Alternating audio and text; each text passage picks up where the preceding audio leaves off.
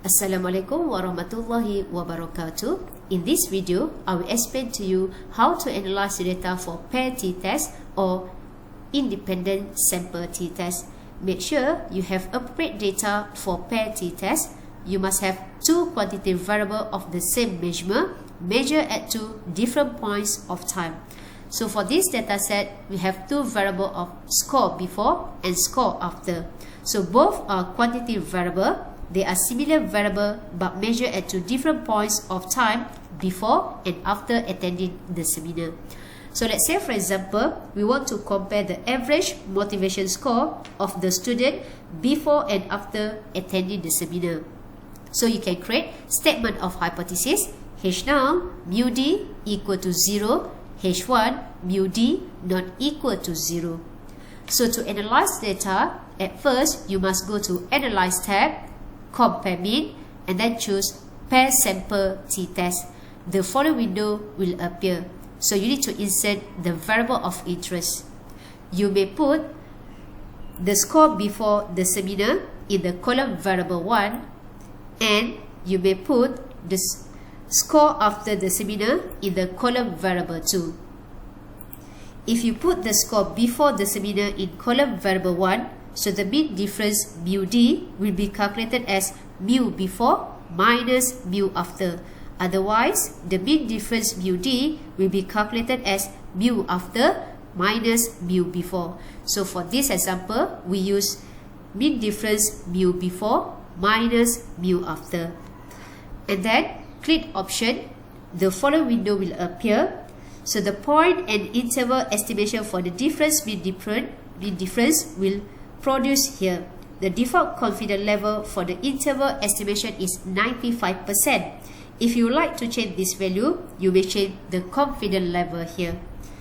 And then click OK to go back to the previous window. Let the other setting be as default.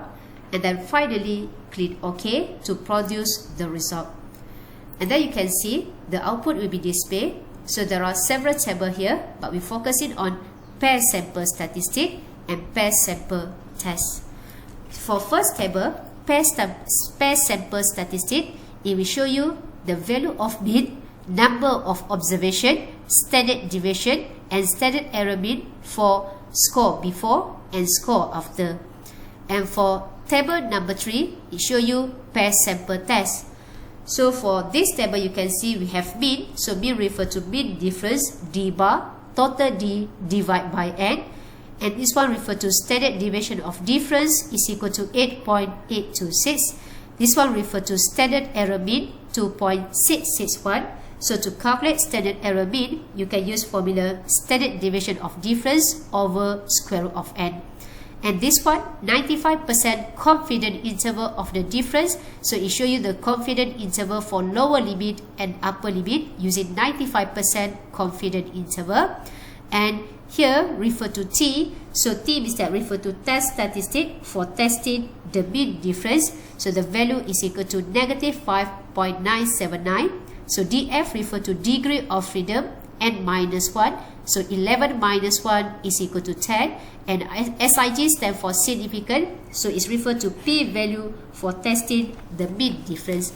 So because our example, to compare the average motivation score of the student before and after attending the seminar, so you can refer to t-test or you can refer to p-value. So let's say, for example, I'm using p-value. So you can see p-value is equal to 0.000.